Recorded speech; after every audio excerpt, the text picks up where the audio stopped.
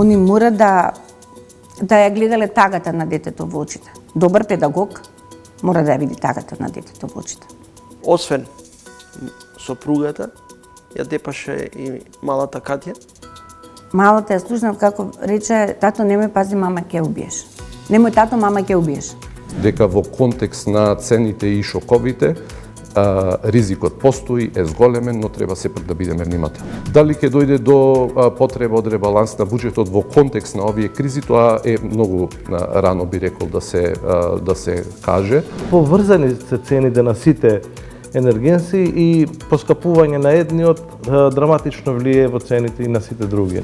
Величествените церемонии се одржаа на 1 октомври 2003 година во The Royal Albert Hall под лично водство на неговото височество војводата од Кент. Масониријата во Македонија започна со првите 23, првите основоположници од лондонскиот клуб. Првата ложа која почна да работи на македонски јазик. Јас и понатаму не можам да пронајдам вистински зборови со кои би можел барем приближно да ги доловам моите чувства. Добре дојдовте во храмот на големата ложа на Македонија.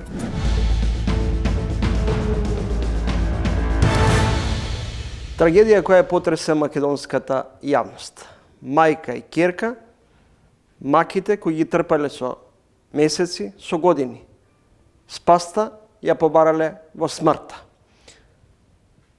Во понеделникот, веројатно, поради долготрајните трауми, малтретирања, насилства. Мајката Ивана заедно со ќерката Катја одлучиле да се фрлат од зградата на 6-ти спрат во Скопско Тафталиче. Гостин во ово издание на Трилинг е Тања Спировска, една од нивните комшики, која прва проговори јавно одлуката да се фрлат од зградата. Тања ја оквалификува како присилно самоубиство. Спировска, колку треба човек да биде во очај за да се одлучи на ваков чекор? И колку вие ги познававте како семејство? Па како семејство многу не ги познавав, затоа што секојаш гледаше во земја, беше тивка, мирна и секојаш беше со детето. Детето беше до неа. Таткото го знаевме само дека е пожарникар и тоа се, цела зграда знаевме за тоа насилство, пошто само во тој стан имаше насилство во зградата. Кав ги има секаде, али ова беше, видливо насилство. И за ваков чин да го направи мајката, Вајда веќе не гледала излез во ништо, спас во ништо. Пошто да се решиш на ваков чин, треба да имаш малку и храброст. Не е само да кажуваме, ја оно што го читам сега по порталите, зашто детето, зашто... Јас сматрам дека мајката си го заштитила и детето во овој случај. Затоа и детето. Со години мајката, па и вие, станарите, сте го пријавувале? Јас го имам неколку пати пријавено, 2 пати има дојдено полиција. Првиот пат кога дојде, инспекторот влезе ке мене, бараше ја изјава, се качи по становите, мирно беше после тоа кога дојде полицијата, и он беше, тој инспектор или полицаец, не знам, од цивилка беше културен. Вториот пат, кога исто повика полиција, беше некаде на 10:30, 15:11, дојде еден инспектор и сакам него да го видам во очи и ќе го побарам внатрешна контрола, каде што лупаше по сите врати, да јас на комшиите после им се извинував за буката што се деси во 11 саат во зградата, го бараше кој е насилникот, сакаше да приведе сема друг комшија кој што врска нема со семено насилство, значи ние го знаевме и кој стане. И на крај мене ми се закани дека јас ќе добијам пријава за лажно пријавување на насилство, пошто таков бил законот. Викам, во ред, слободно можеш да ми ја напишеш и ќе се видиме на суд. Точно ли е дека непосредно пред да се случи оваа несреќа, токму насилникот, сопругот, ја има тепано Ивана? Да. Тоа е од... Каде? Прво прво кажа дека тоа се неговите другари кои што беа исто доле пред зграда.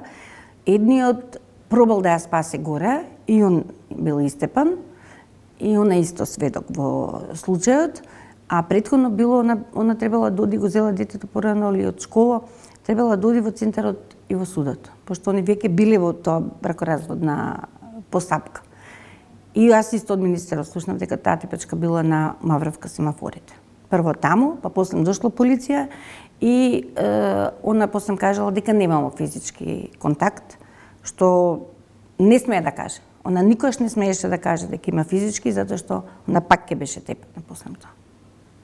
Во декември минатата година била претепана во паркот во Ѓорче Петров. Да, видов вчера на порталот.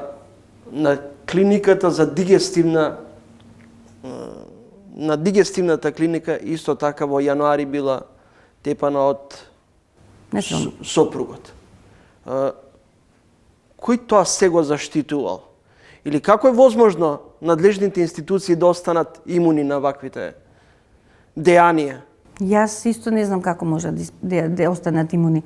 Да еднашка да напиша да пресуда дека е тоа, да речеме, нарушување на јавен ред и мир. Океј.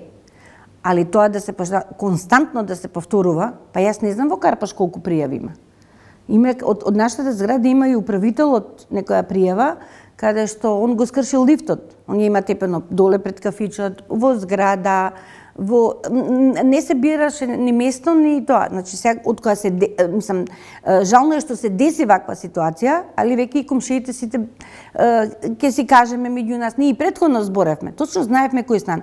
Затоа што јас кога отидов да дадам изјава дека тој што сака да го приведат претходната вечер не е тој комшија, они веќе во полициска Карпаш знае дека е 57 стан. Така да они имаат доволно пријави да можат да постапат. А во полициска Карпаш, мислам дека внатрешната контрола ќе се ги види пријавите. А јас само сакам да го видам тој полицаец што мене ме набеди дека јас имам лажна пријава. Дали е сега лажна или е вистиница? Кога последен пат вие лично и вашите комшики слушнавте, видовте како е малтретиран? Не постоеше комшија, станар, од другата зграда, што не помина поред полицијата, што не даде изјава дека секој ден имало семејно насилство. Значи не постоеше. Сите 130 стана да помине полиција сега или обвинителство, сите ќе го кажат исто. Можда нема да го кажат јавно, ќе се плашат, али вака ќе го кажат. Точно ли е дека сите станари веќе сте дали исказ во обвинителство? Па обвинителката јас вчера дадов исказ во обвинителство. Мислам дека се повикани вработениот доле што бил сведок прв на ваквото. Другарот што пробал да ја одбрани. Повеќе има што ги вика и обвинителката, сега не знаеме. Она ни даде телефон, кажа дека е отворена за соработка, дека сака правдата да биде во овој случај излезена на површина, а братот рече дека ако ќе се завршат сите процедури со сестрата и внуката, тогаш он ќе настапи со свој адвокат. Значи нема да остави на случајност ништо. Колкав ли е тој очај за да отидеш во смрт со своето чедо? Пиша на својот Facebook профил Винка Саздова, писател и издавач. Зарем треба да ни се случи ваква трагедија и повторно да велиме дека институциите не функционираат? И тоа да трае 2-3 дена? Не, јас мислам дека веќе е време за алармот да биде многу повисоко уклучен и свеста кај народот многу повеќе да се промени, затоа што ова јас и вчера имав статус, после погребот вечерта го напишав, крикот на фамилијата е болката и барањето на правда. Мислам дека треба да се промени законот, а за да се промени некој закон треба сите ние, жените, да учествуваме, да бидеме поотворени дали постои семејно насилство, мада ја под семејно насилство подразбирам секакво насилство кое е во делот на фамилијата. Може да биде и жената да го тепа мажот, може да има психичко малтретирање, може да има према децата малтретирање. Сето тоа мене ми влегува во семе. Мене како Тања Спировска. Дали таткото Стојанче сега ја теп, освен сопругата, ја тепаше и малата Катја? Внатре не бевше никој. Јас само еднашка, тоа мислам дека има повеќе од година и пол, беше Ноке. Малата ја слушнав како рече, тато немој пази, мама ќе убиеш. Немој тато, мама ќе убиеш. Али се слуша удирање столици, фрлање, значи не се бираше време. Денски се слуша, а ноќе можете да замислите кој е мир тишина во зградата, мир тишина е надвор, се слуша. Не се слуша од походниците внатре, али вака по вертикалите се слуша. После години на пријавувано семено насилство, физичко и психичко насилство врз двете, закани, обиди за убиство во сред државна институција, ги изгубив внуката и сестра ми, напиша братот и Александар Стојановски.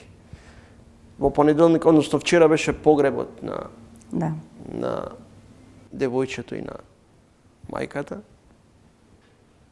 Како сте живеели, како живеете сега во зградата? Одвратно. Сите го избегнуваме местото на настанот. Почеле луѓе да ставаат цвеќиња кај што е, не баш тука, ама у жардинјерите што се на кафичот. Гледаме да свртиме од другата страна, влегуваш ти се појавува сликата пред очи. Мислам дека ова ќе трае многу подолго време на сите комшии. Имав случка пред некој ден во лифт, комшија со сопругата и детето се симнува, јас влегов на трети, они се погоре с братови. Со солзи во очите, значи маш, со солзи во очите вика, Тања, браво на храброста, значи страшно е ова што ни се деси. Значи луѓето секој на свој начин реагираат на настанот, али дека сме имуни во зградата, не. Само што мислам дека сите ни е жал што не успеавме да ја спасиме.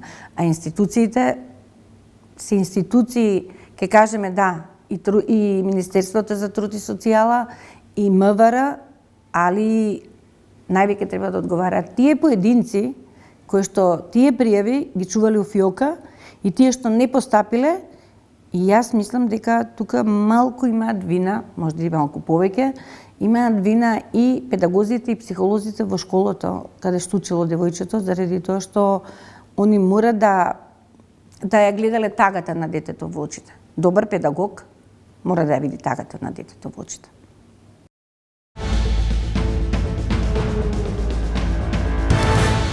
Коректно вие идентификувате дека голем дел од блискоисточната нафта се оди кон азиските економии, тоа 4 најголеми потрошувачи, значи Кина, Индија, кои што се многу големи економии, Јапонија и Јужна Кореја, што значи дека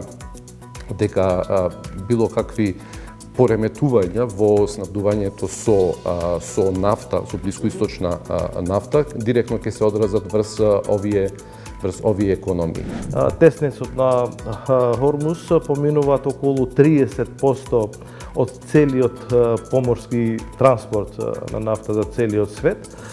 За среќа уште не е затворен. И околу 20% од целиот течен газ, така наречен LNG, доаѓаат од тој регион.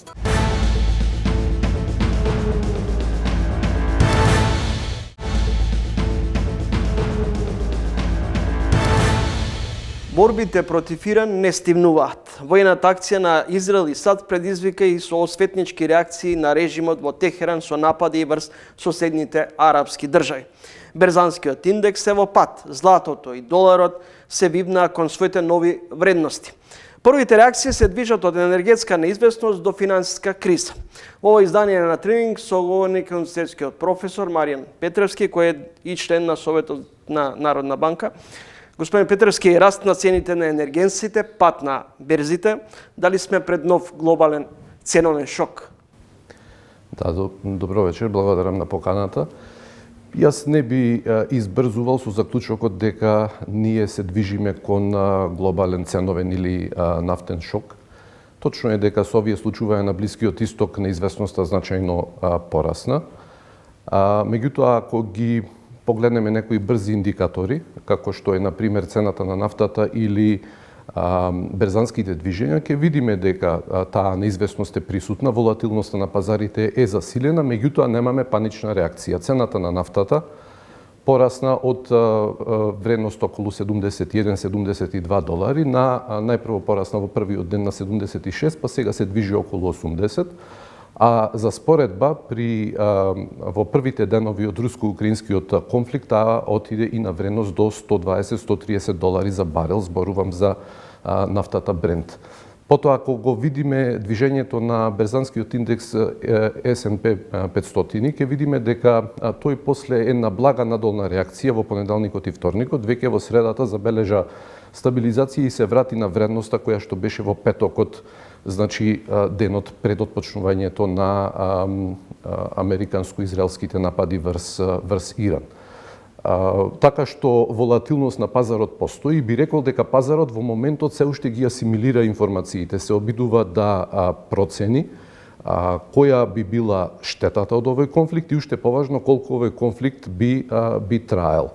Значи, за да зборуваме за нафтен или ценовен шок, ние треба да бидеме во ситуација дека тој конфликт ќе трае долго и ќе биде многу по-интензивен. Најавите, но кој може да предвиди колку време ќе трае? Никој не може да предвиди колку ќе трае, иако постојат во моментов најави и од израелската страна и од Трамп дека се очекува дека најинтензивните, да речам, дејства ќе бидат во следните 2-3 недели, пошто се очекува ослабување на силата на иранскиот режим. Советот за безбедност кај претседателката Гордана Сијановска-Давкова помалку оптимистички излезе после оценка дека нема простор за загриженост. Дали тоа значи дека девизните резерви не се на потребното ниво и дека за сега нема потреба од стравување може нов ценовен шок во однос на суровините, односно репроматеријалите, поскапување на животниот стандард тука наведам? Во моментот нема такви движења. Реков, ризиците во моментов се зголемени од потенцијална таква динамика, меѓутоа такви придвижувања во моментот нема. Девизните резерви се на високо ниво, дури во претходните 2 месеци забележуваат благ пораст, така што се сосем во безбедната зона. Може би тука интересно е за гледачите да спомнам можеби која е причината зошто имаме ваква млака реакција на пазарите, на глобалните пазари сега зборувам. Тоа е веројатно затоа што овој конфликт не е нов. Овој конфликт или тензија помеѓу САД и Израел од една страна и Иран од другата страна постои подолго време и веројатно пазарот во одредена мера веќе ја вкалкулираше, да ја наречам, геополитичката премија изразена во цените на нафтата и берзанските цени, односно кај цените на нафтата и во претходниот период, во еден подолг период, ние видовме некое зголемување што се движеше од 10 до 12%. Од друга страна, исто така да подсетам дека кога станува збор за оваа тензија, за овој конфликт, имавме најмалку 2 ситуации во блиското минато, за кои што се зборуваше дека ќе следува панична реакција, ќе следува ценовен шок, нафтен шок, но ништо од тоа на крајот не се материализираше. Тоа беше ситуацијата кога јеменските хути почна да ги напаѓаат бродовите во теснецот Баб ел-Мандеб, тоа е од другата страна на арапскиот полуостров. И вториот момент е кога САД пред 5-6 месеци, тоа беше од прилика јуни 2025, ги нападна нуклеарните постројки на Иран. И тогаш се зборуваше дека ценовен шок, дека ќе се пренесе тоа врз цените на транспортот, врз сите останати цени во економијата, но ништо од тоа не се случи. Затоа мислам дека во контекст на цените и шоковите, ризикот постои, е зголемен, но треба сепак да бидеме внимателни. Министерката за финансии не исклучува зголемување, наместо намалување на инфлацијата и можно не исклучува и можен ребаланс на буџетот, дали со рестрикциите ќе страдаат инвестициите, пред се во големите инфраструктурни проекти?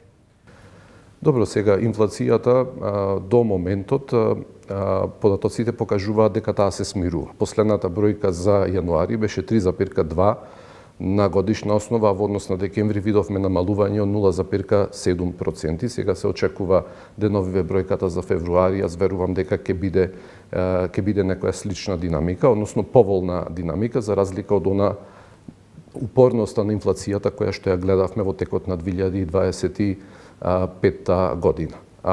Се разбира, овие бројки очекуваме да продолжат ако посебно сега во контекст на конфликтот, ако тој се разреши брзо и неизвестноста на некој начин се намали, меѓутоа ризиците постојат се на сцената.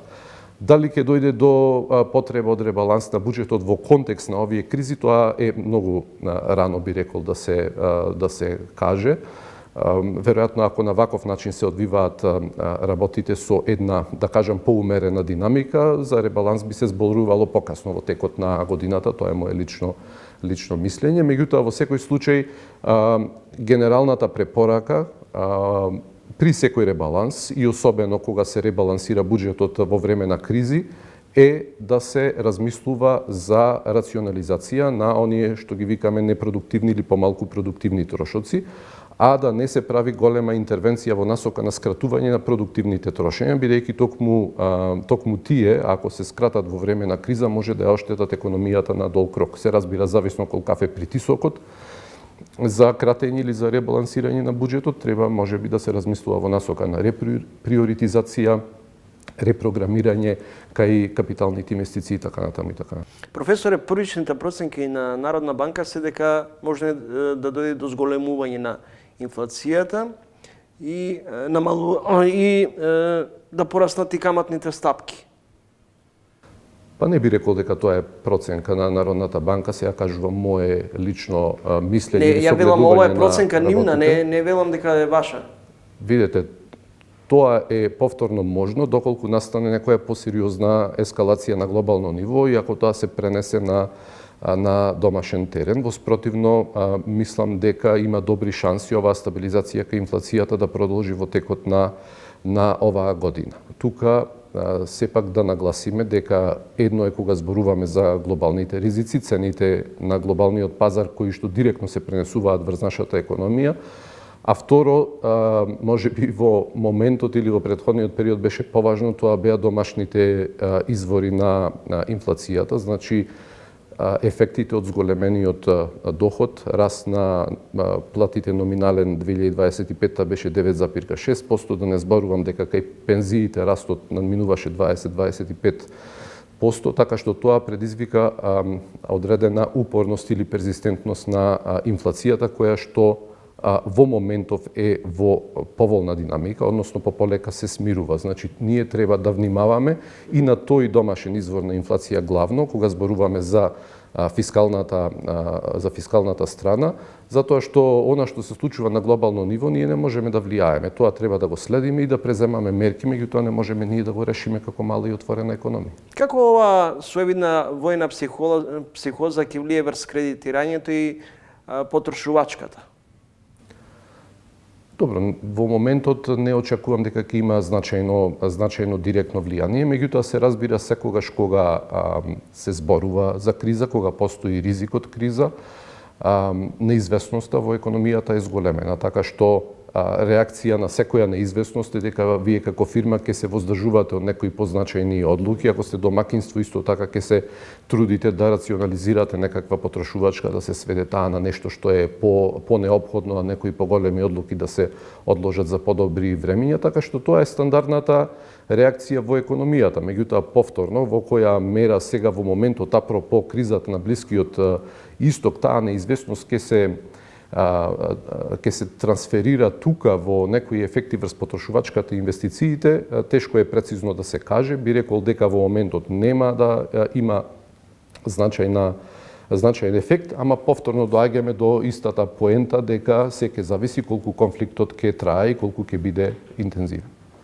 Можно ли е и кога Народна банка да ја затегне кредитно-монетарната политика? Во моментот монетарната политика е во насока на нормализација, апропо динамиката на инфлацијата, која што реков дека е поволна, позитивна, бидејќи забележуваме стабилизација и смирување. Проекциите за 2026 година се уште во моментов се движат дека ќе се постигне инфлација помеѓу 2,5 и 3%, што е солидна, би рекол, динамика, иако сакаме да го видиме и да ја видиме и долгорочната цел кај инфлацијата, која што би била веројатно помеѓу 2 и 2,5%. Мислам дека генерално централните банки во моментот треба да бидат само будни, не е потребна во моментот никаква реакција, ако ме прашувате во контекст на тензијата на Блискиот Исток. Значи, тие треба да бидат внимателни, да ја следат состојбата, што е особено пак ситуација во мали економии како нашата, за кои што повторно зборуваме за потенцијален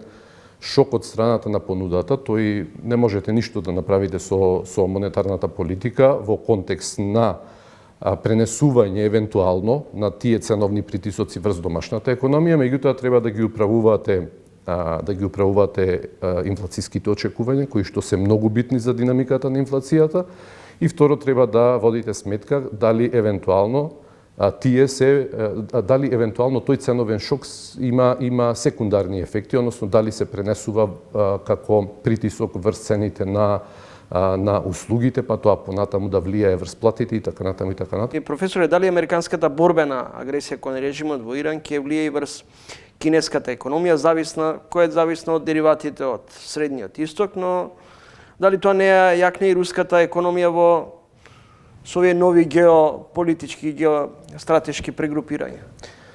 Така, интересна е таа релација, да кажеме енергетска релација, или она што во моментот се случува апропо кризата на Блискиот Исток, би рекол дека е можеби почеток на еден нов енергетски поредок, затоа што во претходните неколку години апропо конфликтот помеѓу Русија и Украина ние зборувавме за воспоставување на еден нов геополитички поредок. Сега со овој конфликт мислам дека на таа промена додаваме тектонско поместување на, така да речеме, енергетските биланси.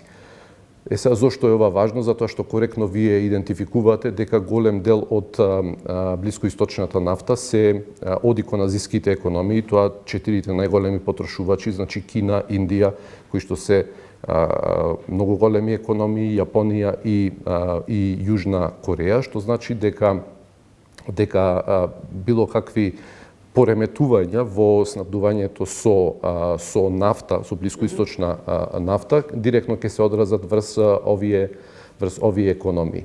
Сега, Русија е на другата страна во ова равенка, да ја наречам, затоа што таа е извозник на енергенти, што значи дека зголемување на цената на нафтата и енергентите генерално позитивно ќе влијае врз билансот на Русија, тоа значи за нив директно поголеми фискални приходи, меѓутоа мислам дека Кина е многу предпазлива во тој процес, односно тие сакаат да имаат помала зависност од енергенти од Русија без оглед на нивната геополитичка релација. Така што мислам дека Кина повеќе како одговор на овие случувања повеќе ќе оди во насока на диверзификација, обновливи извори на енергија, потенцијално ќе бара други пазари, што не значи дека нема да ја зголеми зависноста од енергенти од Русија. Значи, две се прашањата. Првото прашање е како ќе се развива енергетската оска, да ја наречем, помеѓу Кина и Русија во овој контекст. И второто се разбира диверзификацијата на изворите на снабдување. Зборуваме сега за Кина, меѓутоа такво нешто видовме во претходните години на европскиот континент, кој што постигна поголемо ниво на диверзификација и помала зависност од енергенти главно од Русија, меѓутоа и од Блискиот Исток, за разлика од состојбата пред избувнувањето на конфликтот помеѓу Русија и Украина. Благодарам за издвоеното време. Благодарам на поканата.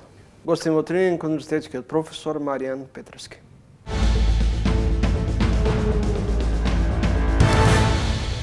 Цената на гасот вртоглаво расте. Како тоа ќе се одрази врз македонската економија и работењето на ТЕТО, топлификација, енергенсите за РЕК Битола и ТЕЦ Неготина? Дали со овие нови цени, гасот се уште ќе биде алтернативна енергија. Цената на природниот газ се покачи за околу 50% во изминативе денови од почетокот на војната во Иран, а цената на нафтата во моментов е околу 17% покачена, но трендот е покачување секој ден. Фала Богу што северната емисфера, каде што живеат скоро 90% од населението, идеме кон потопол период, кон пролет. Инаку да се случеше ова во предгрејната сезона, сигурно ќе беа триплирани, дури повеќе. И секако дека ќе има страшно влијание врз цените на сите енергенси, а очекувањата се дека ако евентуално војната продолжи повеќе од еден месец, цената на нафтата ќе се покачи дури на 100 евра за барел, и цената на природниот газ ќе биде исто така многу покачена, бидејќи има двојно влијание таму. Иран како еден од најголемите производители на природниот газ, да речеме трет во светски ранг со околу 260 милиарди метри кубни годишно, но не е само Иран, и другиот дел од Персискиот залив произведува многу нафта и газ. Еве како споредба ни стои теснецот на Хормуз, поминуваат околу 30% од целиот поморски транспорт на нафта за целиот свет. За среќа уште не е затворен.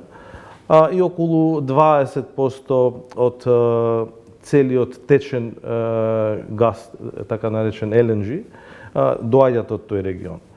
Очекувањата се дека нема да се затвори теснецот во Хормуз, бидејќи 3/4 од тие природни ресурси од Персискиот залив завршуваат во азискиот пазар, кај што Кина е доминантен купувач на тие производи, знајќи ги тие релации меѓу Кина и Иран.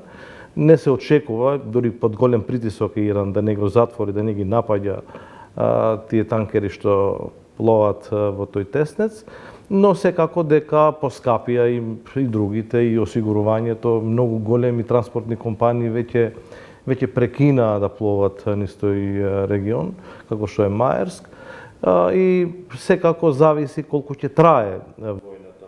Ако конфликтот продолжи, постои опасност од нафтена криза?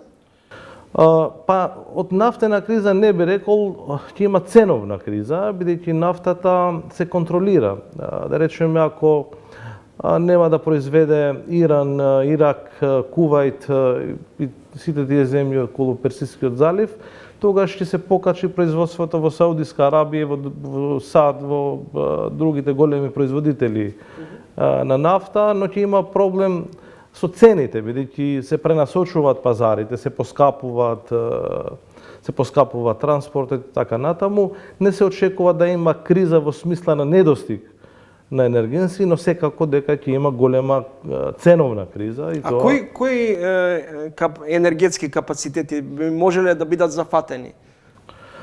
Па, поврзани се сите. Да речеме, и цената на струјата има огромна зависност од цената на природниот газ, и цената на струјата има од цената на нафтата, така што тоа апсолутно се поврзани едни со други, не само цената на нафтата и на природниот газ. За жал се покачува и цената на струјата. Еве видовме да овие денови како се движеа берзите низ регионот и во цела Европа, имаше страшни покачувања на цената на струјата. Секако дека влијае, и тоа е многу лошо, бидејќи Европа е многу зафатена. За голема несреќа ова година резервите на природниот газ во Европа падна на 30%, што никогаш не се случило. Да речеме, во овој период лани бе околу 40% сите резерви на природниот газ во Европа, и пазарот на природен газ е почувствителен, бидејќи не може лесно да се складира. Мислам, поспецифичен во смисла на складирање, на зачувување, во споредба со нафтата, што може многу полесно да се складира, така што поврзани се цените на сите енергенси и поскапување на едниот драматично влие во цените и на сите други енергенси. Во вакви околности, каква е перспективата, иднината на ТЕТО, ТЕЦ Неготино, топлификација, РЕК Битола, какви би можеле во овој дел да бидат импликациите? Па не се очекува да има импликации во смисла на недостиг на природен гасот и ние не купуваме од тој регион. Изворите на снабдување на нашата држава се насочени кон други пазари, но ќе влие во смисла на може да има ценовен шок. ТЕЦ Неготино зависи, мислам, од состојбата на пазарот на електрична енергија, колку што знам во периодов не работи воопшто а во Битола, во термоелектраните нема никаков ефект. Но секако дека тие зависи колку ќе трае, ако има подолго, мислам, временски, ако биде на подолг период кризата, секако дека ќе има влијание и во другите енергенси. Господин Реджепи, постои ли опасност од инфлаторни шокови ако продолжи кризата? Секако да, бидејќи само со сегашниве поскапување и зголемување на цените, се очекува инфлацијскиот бран да стигне после 3-4 до 6 месеци и моите очекувања се дека тој ќе биде посебно во вториот и во третиот квартал. Не дај Боже да има и други драматични покачувања на цените на енергија. Ние како држава треба да бидеме многу задоволни ако во вториот и во третиот квартал инфлацијскиот бран ќе биде во рамките на 5 до 7%, бидејќи стравувањата на сите експерти се дека тоа може да биде и уште подраматично, што е многу лошо за државата, но секако нема да биде само за нас, тој инфлацијски бран ќе го зафати цела Европа.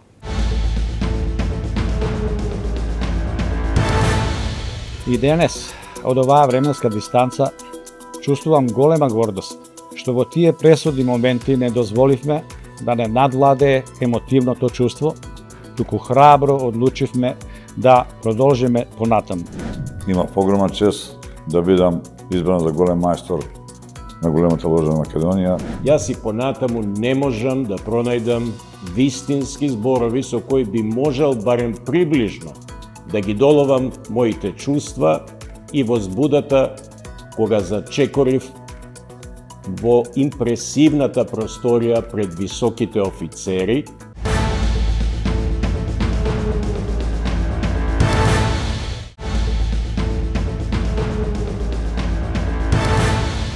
Кои се македонските масони? Бизнесмени, политичари, актери, новинари, уметници, естрадни звезди, универзитетски професори, писатели и академици. Пред 30 децени во Лондон замина една група од ентузијасти кои сакаа да го направат првото јадро на македонските зидари. Откако ја формираа првата ложа, па уште две други, се призна македонската голема ложа, инсталирана од англиската голема ложа. Таа денес има контакти со уставното име, со над 50 светски големи ложи. Трилинг има ексклузивно право да емитува дел од документарниот филм со исказите на основачите на македонската регуларна масонерија. Инаку лично имав можност да влезам и во единствениот и таинствен храм на масоните и таму да разговарам со големиот мајстор, најпочитуваниот Маријан Герасимов.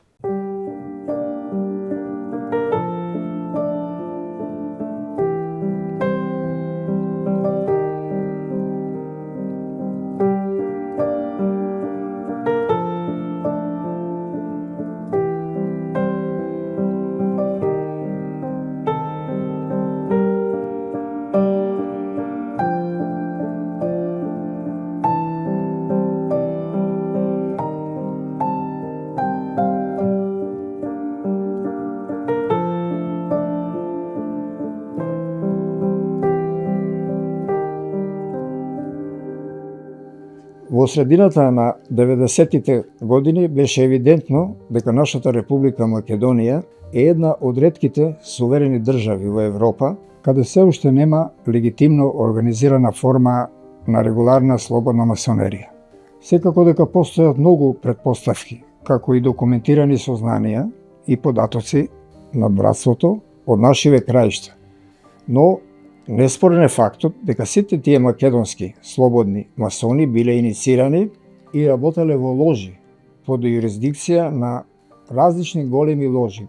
Српската, романската, бугарската или италијанската. Сложените појави настани во нашата историја за жал никогаш претходно не создале поволни услови за формирање и за воведување светло во автохтона и самостојна голема ложа.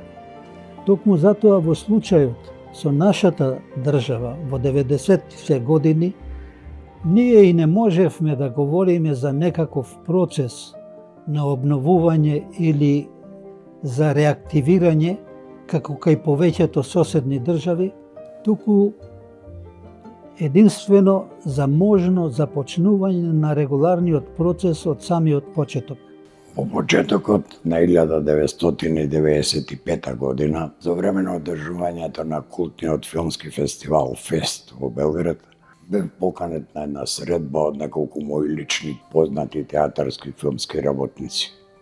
На ова пријатно дружење во дел од разговорот, првпат ми кажаа дека тие се масони, членови на големата ложа Југославија, и дека се одлучиле прво да ме контактираат мене и да ме информираат за можноста да се формира голема ложа на Македонија. Ова му е почетно, но многу возбудливо осознавање на масонеријата. Кај мене ја зацврсти одлучноста да се впуштам во авантура, внесување на регуларна масонерија во Македонија. И така се почна. За нас, неколку мината од иницијалната група кои бевме искрено импресионирани со безвременските вредности на слободната масонерија, можноста активно да започнеме пионерска мисија за незино регуларно воведување во нашата држава се постави како императивна задача и благородна цел. Со необјаснимо огромен ентузијазам, безрезервно се посветивме на трпеливо воспоставување цврсти темели за изградба на највеличествената масонска градба. Историски, прва голема ложа на Македонија. Објективно кажано, ваквата белградска епизода навистина наликуваше на своевидна авантура. Во тој историски контекст, болното распаѓање на поранешната Федерација на Југославија и создавањето на повеќе нови, суверени држави на овој потек од Балканот беше проследено со многу насилства и вооружени судири, крајно антагонистички политички превирања и големи неизвестности. Сосема разбирливо, во една таква турбулентна констелација со многу објективно површни познавања за слободната масонерија, беше вистински предизвик за нас од првата група на осумина да отпатуваме во Белград за да бидеме иницирани. Уште го памтам звукот тогаш на авторитетниот глас на тогашниот старешина на ложата побратим, кој со безпрекорното водење на церемонијата веднаш успеа да го намали нашето чувство на неизвестност и некоја тензија и возбуда не прв пат иницирани и направи искрено да уживаме во оваа иницијација. По ритуалната работа, заедно со браќата бевме со сите браќа отидовме на нашата прва бела трпеза или братска вечера, каде што имавме можност во релаксирана дружба подобро да се запознаеме со сите браќа и отцрвен и со отворен разговор да дознаеме повеќе за многу прашања што тогаш ги има. Со прецизно разработена динамика во неколку помали групи до крајот на 96-та година беа регуларно иницирани и воздигнати на мајсторски степен доволен број или вкупно 21 од браќата од Македонија. На тој начин формално веќе го достигнавме минимум потребниот број на мајстори масони за согласно планираното да се формираат 3 индивидуални ложи, а потоа и голема ложа со воведување светло од големата ложа Југославија. Целата наша група сега веќе мајстори масони, бевме нагласено ентузијастични и редовно сите се состанувавме секој понеделник во Скопје. Тука се поставуваа одредени теми за дебата во врска со вредностите на слободната масонерија, за кои вдахновено дискутиравме. Имаше и многу наивно талкање и многу дилеми заради неопатерноста, но сепак сите заедно успеавме да го воспоставиме, одржуваме и негуваме духот на братската дружба и разбирање.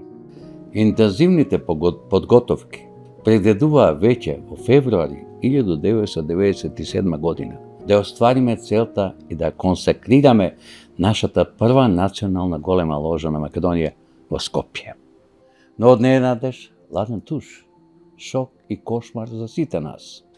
За жал, заради неможност да ги надминат нивните внатрешни проблеми во големата ложа на Југославија и беше одземено регуларност.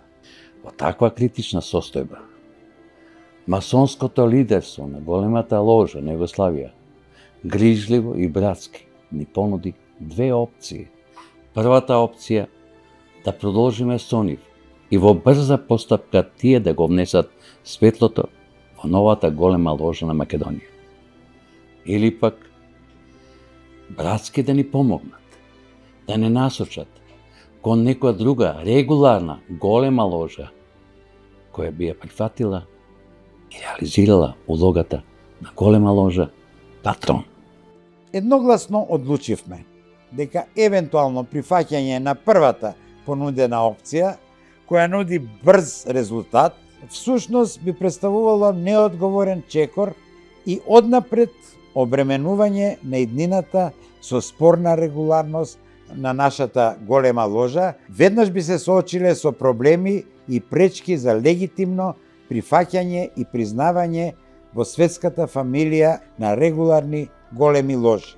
И денес, од оваа временска дистанца, чувствувам голема гордост, што во тие пресудни моменти не дозволивме да не надвладее емотивното чувство, туку храбро одлучивме да продолжиме понатаму, барајќи конструктивен излез од привремениот ќорсокак во кој се тајдовме без нашата вина.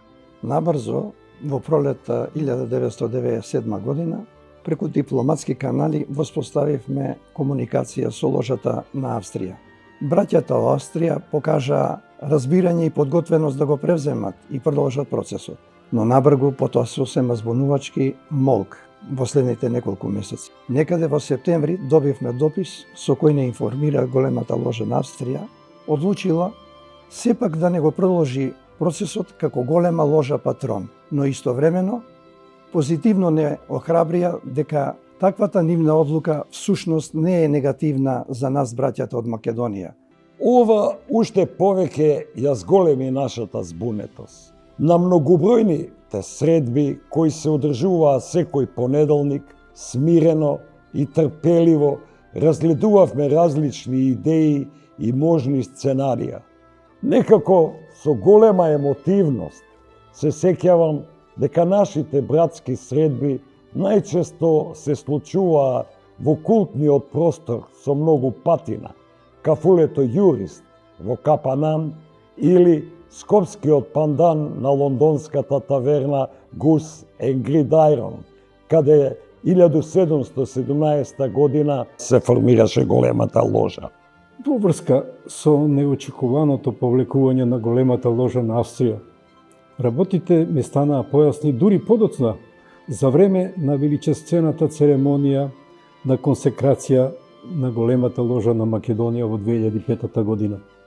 Кога во разговор со големиот мајстор на големата ложа на Австрија, братот Мајкл Краус, тој ми ја објасни нивната тогаш изненадувачка воздржаност. Именно на состанокот на големите секретари на европските големи ложи, одржан летото 1997 година, бил јасно изразен интерес и потенцијална подготвеност за превземање конкретни оперативни активности за масонска иднина на нас браќата од Македонија. Директно од големиот секретар на Обединетата голема ложа на Англија, братот Майкл Хајам. Договорената средба на која отпатувавме јас и нашиот брат број 1, Владимир Шукаров, содржа на почетокот на 1998 година во грандиозниот The Freemasons Hall, 60th Great Queen Street во Лондон. И ден денес, од оваа временска дистанца, јас и понатаму не можам да пронајдам вистински зборови со кои би можел барем приближно да ги доловам моите чувства и возбудата кога зачекорив во импресивната просторија пред високите офицери, кои требаше да ги реализираат тоа најважно интервју со нас и потоа да донесат нивна препорака за финална одлука.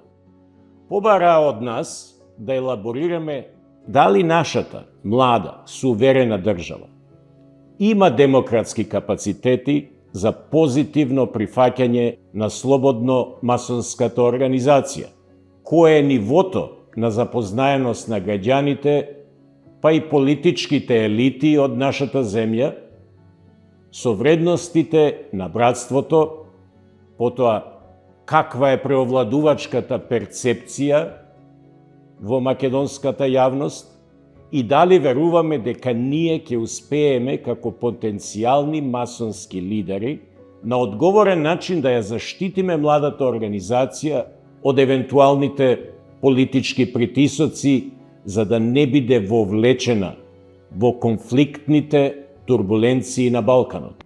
Согласно дефинираната динамика за реализација на овој навистина голем проект, следуваше консекрација на втората ложа Единство, или како што ние викаме Unity Lodge number 9749, на 8 февруари 2002 година, како и консекрацијата на третата ложа Бели Мугри, или The White Downs Lodge number 9765, на 20 јуни 2003 година.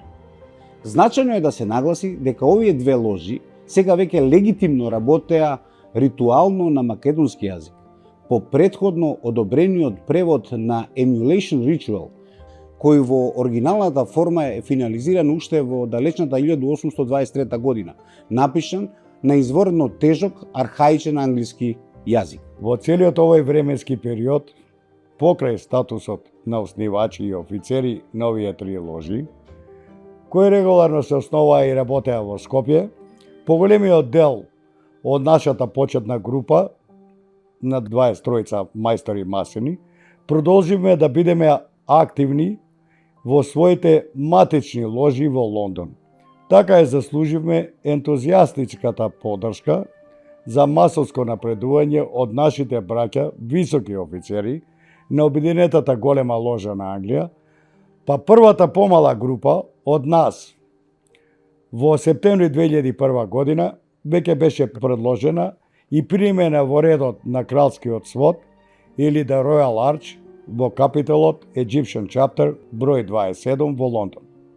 Посебен впечаток ми остави моментот кога неколкумина од нас бевме поканети да земеме активно учество во спектакуларниот настан за современата историја на англиската масонерија, основање на The Metropolitan Grand Lodge of London и The Metropolitan Grand Chapter of London. Величествените церемонии се одржаа на 1 октомври 2003 година во The Royal Albert Hall, под лично водство на неговото височество војводата од Кент, големиот мајстор на Обединената голема ложа на Англија. Верувам дека е познато дека принцот Едвард, the Duke of Kent, кој припаѓа на британската кралска фамилија, бил инсталиран како голем мајстор на Обединетата голема ложа на Англија во далечната 1967 година. Инспирирани од нашиот искрен братски однос, група највисоки офицери на Обединетата голема ложа на Англија набрзо обзнанија постоење на неформален The Skopje Club, чии членови се и тогашниот програм мастер Маркизот of Northampton и актуелниот програм мастер на Обединетата голема ложа на Англија The Most Worshipful Jonathan Spence.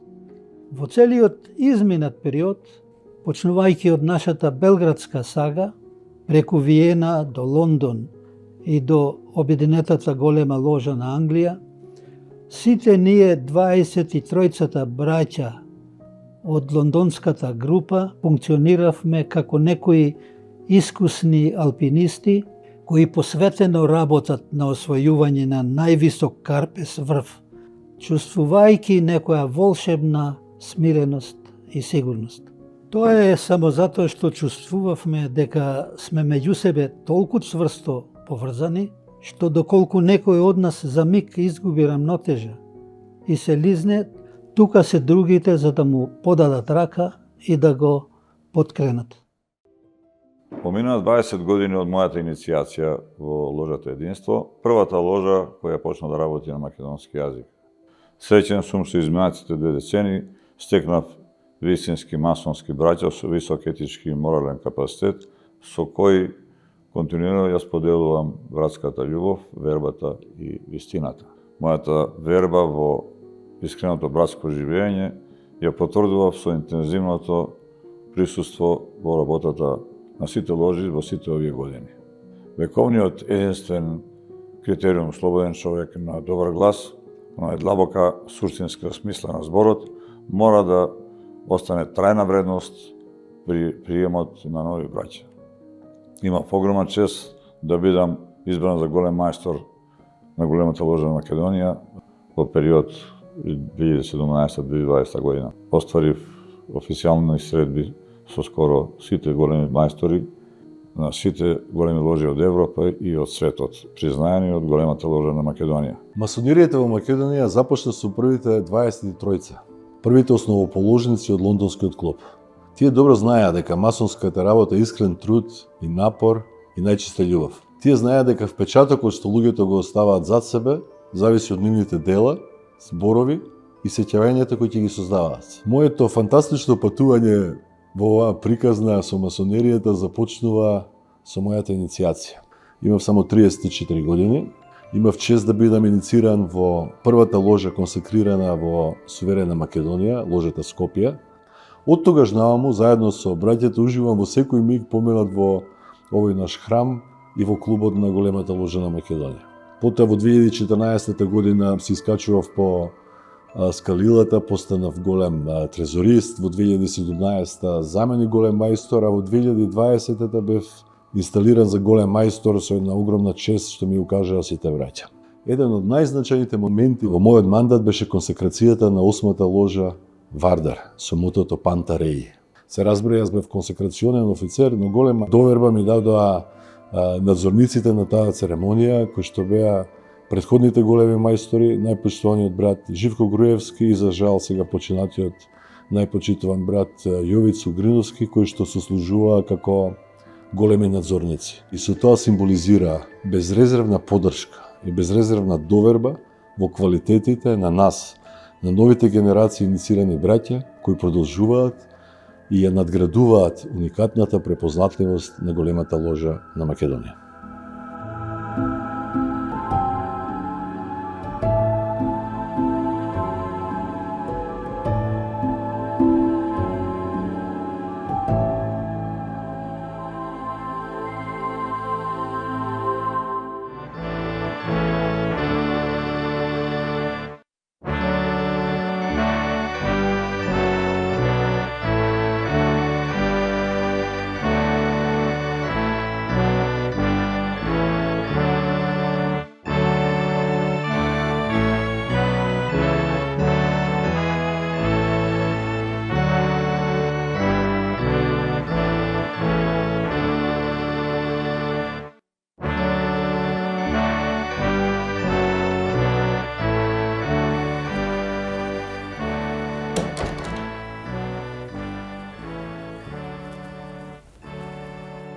Почитуваме Маријан Герасимов, голем мајстор на големата масонска ложа во Македонија. Што значи да се биде масон?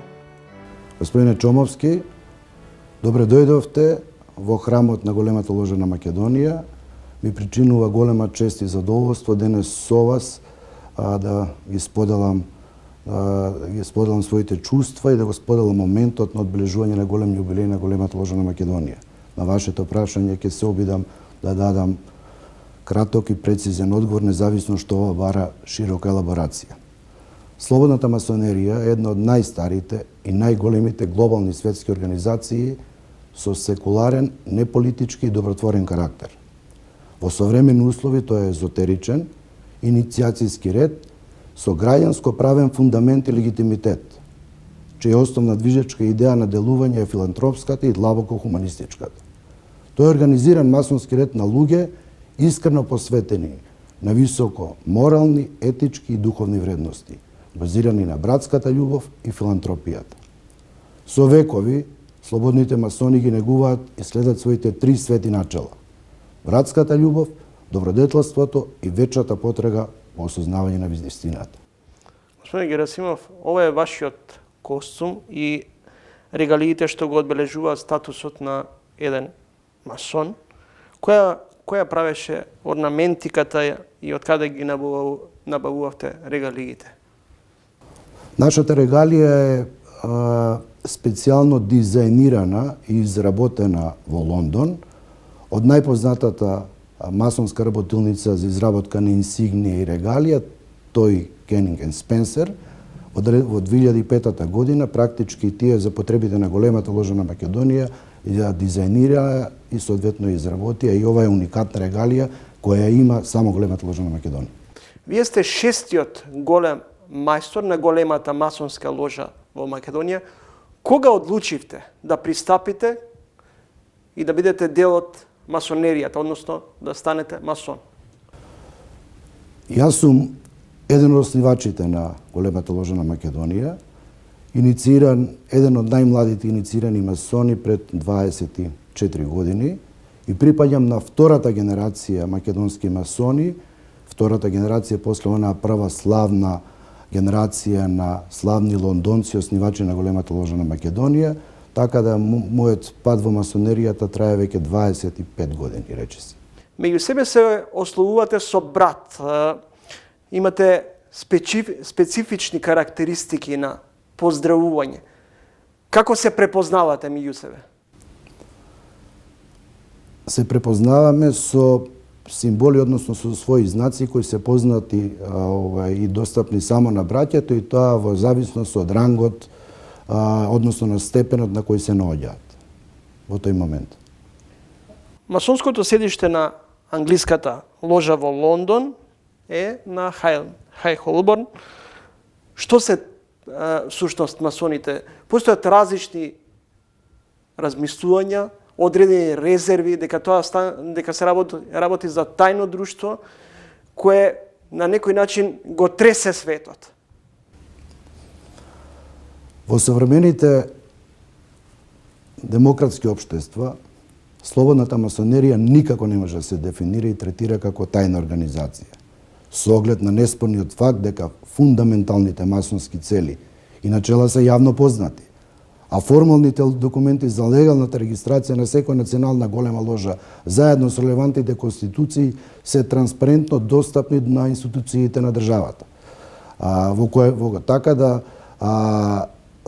кога се зборува за тајна организација, тоа не е тајна. Но со векови слободната масонерија има свој ритуал и практички тајните се ритуалните работи кои се достапни само за браќата, односно за членовите на масонеријата. Значи, со еден збор, слободната масонерија не е тајна организација, но е ред кој има езотерично инициацијски ред, кој има свој тајни.